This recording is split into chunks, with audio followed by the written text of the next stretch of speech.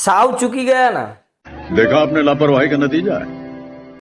તો મેકર્સ ચૂક્યા કે દર્શકો ચૂક્યા એ આપણે આગળ વિડીયોમાં જોઈશું। હેલો મિત્રો, હું છું અમિત, તમે જોઈ રહ્યા છો સિનેમા શો પર આજે રિવ્યુ કરીશું વાલી ફિલ્મનું। આ ફિલ્મનું રિવ્યુ આમ તો આવી જવું જોઈએ વહેલું, પણ પર્સનલ કારણો અને ફિલ્મના ટ્રેલર જોઈને મને બહુ આશા નથી ફિલ્મથી, અને એવું કંઈ ખાસ લાગ્યું નહોતું કે આ ફિલ્મનું રિવ્યુ કરીએ, છતાં પણ આજે ફિલ્મ જોઈ અને આજે એનું રિવ્યુ કરવાનું નક્કી કર્યું। સૌથી પહેલાં ચેનલને સબસ્ક્રાઇબ ના કરી હોય તો કરી લેજો, કેમ કે આ ચેનલ પર નવી ને નવી ફિલ્મોની જાણકારી તમને અહીંયા મળી રહેશે। વાલીનું ટ્રેલર જોયું ને ત્યારે ટ્રેલર પરથી લાગ્યું કે આ ફિલ્મ એકદમ હથોડો હશે, મતલબ કે આ ફિલ્મની અંદર કંઈ એવું જોવા નહીં મળે કે આપણને કંઈ નવું ઓફર કરે। પણ આ ફિલ્મ જોઈને ત્યારે મને એમ થયું કે આપણે સાવ ખોટા પડ્યા છીએ, અથવા તો આ ફિલ્મનું ટ્રેલર બહુ જ હોશિયારીથી કટ કરવામાં આવ્યું છે, અથવા તો આ ફિલ્મનું ટ્રેલર બહુ જ ખરાબ રીતે કટ કરવામાં આવ્યું છે। કેમ કે જે ટ્રેલરની અંદર છે ને એ ફિલ્મ છે જ નહીં। ટ્રેલર ભૂલી જાઓ, ફિલ્મ પણ અલગ છે, ટ્રેલર પણ અલગ છે। ચલો પહેલા ફિલ્મ વિશે વાત કરી લઈએ। ફિલ્મનો કોન્સેપ્ટ એકદમ યુનિક છે અને નવો છે। મેં અત્યાર સુધી આવા બધા કોન્સેપ્ટને લગતી ફિલ્મો જોઈ છે, પણ આવા કોન્સેપ્ટમાં નથી જોઈ, એટલે ફિલ્મનું રાઇટિંગ અહીંયા ખરેખર જબરજસ્ત છે।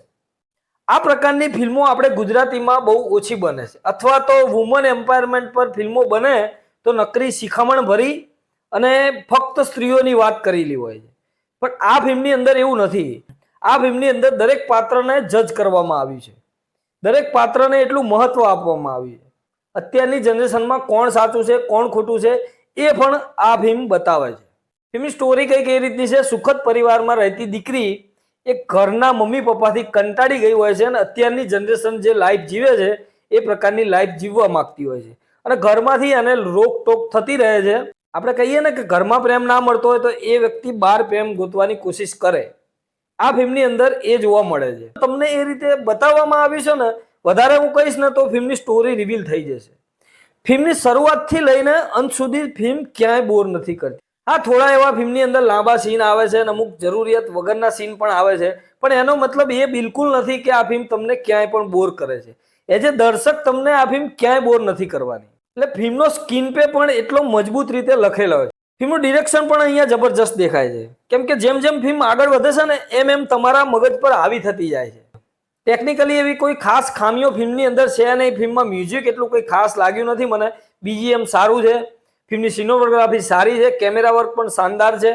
એટલે એ બધી ટેકનિકલ બાબતોમાં ફિલ્મ ક્યાંય આપણને નિરાશ નથી કરતી।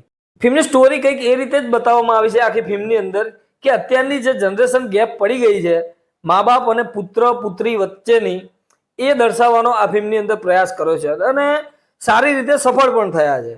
ઘણી બધી બાબતમાં આપણે સાચા હોઈએ છીએ અને આપણે ખોટા પણ હોઈએ છીએ। ઘણી બધી બાબતો એવી પણ હોય છે કે જ્યાં મા બાપ સાચા હોય છે અને એ પણ ક્યાંક ખોટા હોય છે।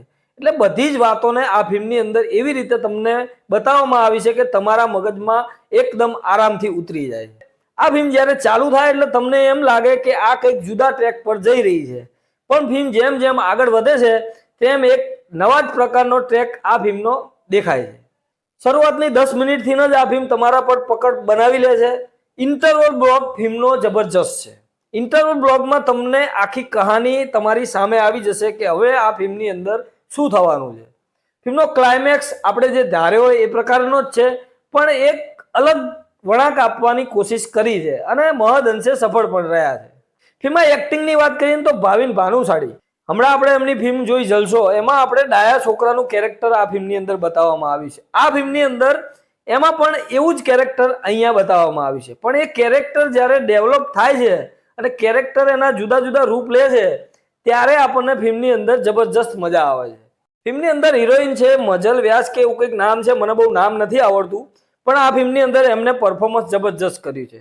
એમના કેરેક્ટરની અંદર જે ડેવલપમેન્ટ કરવામાં આવ્યું છે ફિલ્મની અંદર શરૂઆતમાં અને ઇન્ટરવલ પછી, એ બહુ જબરજસ્ત રીતે અહીંયા પ્રેઝન્ટ કર્યું છે, અને જબરજસ્ત રીતે એક્ટિંગ પણ આ ફિલ્મની અંદર કરી છે। ઇન્ટરવલ પછી એમનું કેરેક્ટરમાં જે ચેન્જ આવે છે એ પણ ખરેખર જબરજસ્ત રીતે અહીંયા ઉભરી આવે છે। એમના પપ્પાનો જે રોલ કર્યો છે સચિન પંડિત નામ છે આઈ થિંક, જબરજસ્ત એમનું કેરેક્ટર સૌથી જબરજસ્ત છે। આ ફિલ્મની અંદર જે પપ્પાએ જે એક્ટિંગ કરી છે અને જે આખી ફિલ્મને ઉપાડી છે એમના માથે, એ બહુ જ અલગ અને બહુ જ જબરજસ્ત રીતે। આ ફિલ્મની અંદર ઘણી બધી શિખામણો આપવામાં આવી છે, પણ એ શિખામણો તમને પડદા પર જોઈને મજા આવે છે એવું ક્યાંય નથી લાગતું કે આ શિખામણ છે. પ્લસ આ ફિલ્મ તમને ઘણું બધું શીખવી પણ જાય છે. દરેક જનરેશને અત્યારે આ ફિલ્મ ફેમિલી સાથે જોવી જોઈએ. ફિલ્મ 2 કલાક અને 34 મિનિટની ફિલ્મ છે, તો ફિલ્મની લેન્થ થોડી મને વધારે લાગી. હજુ ફિલ્મ શોર્ટ થોડી થઈ શકતી હતી. ફૂલ ફેમિલી ફિલ્મ છે, યુએસ સર્ટિફિકેટ સાથેની ફિલ્મ છે, એટલે આખી ફેમિલી તમે આ ફિલ્મને જોઈ શકો છો. પ્લસ આ ફિલ્મને શો જ એટલા નથી મળ્યા કે દર્શકો સુધી પહોંચી જ નથી. પ્લસ આ ફિલ્મનું પ્રમોશન ક્યાં છે? આટલી સરસ વાર્તા અને આટલી સરસ ફિલ્મ તમે બનાવી છે, તો એનું એ રીતનું પ્રમોશન પણ હોવું જોઈએ. પણ આ ફિલ્મનું પ્રમોશન એવું ક્યાંય જોવા નથી મળ્યું. મને ખરેખર વિચાર આવે છે કે આટલી સારી ફિલ્મ હોવા છતાં પણ બોક્સ ઓફિસ પર કંઈ કરી શકી નથી. હાલ 1 વીક થવા આવી છે, છતાં પણ આ ફિલ્મનો કોઈ ભાવ પૂછવા તૈયાર નથી. આટલી સરસ ફિલ્મ જો બનતી હોય, ગુજરાતી દર્શકોને ખબર પણ ના હોય, તો એ વાત આપણે શરમજનક કહેવાય. ફિલ્મની અંદર થોડી ખામીઓ પણ દેખાય છે, પણ એજ એ દર્શક તમને એ ખામીઓ ક્યાંય દેખાવાની નથી. આ ફિલ્મની થોડી લેન્થ વધારે છે. ફિલ્મમાં સોંગ એટલા કંઈ ખાસ છે નહીં. અમુક સીન એવા છે કે જે આપણને થોડા એવું લાગે કે વધારે થઈ ગયા છે અથવા તો લાંબા થઈ ગયા છે. એટલે ખામીઓ ફિલ્મની અંદર છે, પણ એનો મતલબ એ બિલકુલ નથી કે ફિલ્મ તમને ક્યાંય પણ બોર કરે છે. એટલે આ ફિલ્મ જોડે મને ખાસ કઈ અપેક્ષા હતી નહીં. છેલ્લી 3-4 ફિલ્મો મને ગમી નથી, એટલે આ ફિલ્મનો રિવ્યૂ કરવાનો પણ વિચાર નહોતો. પણ છતાં પણ મેં કીધું ચલો એક વિડીયો થઈ જાય, આપણે રિવ્યૂ કરી નાખીશું.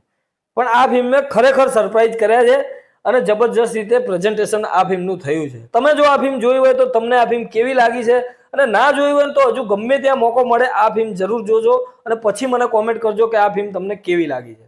મળીએ મિત્રો નેક્સ્ટ વિડીયોમાં નવી ફિલ્મ સાથે સિનેમા શો પર.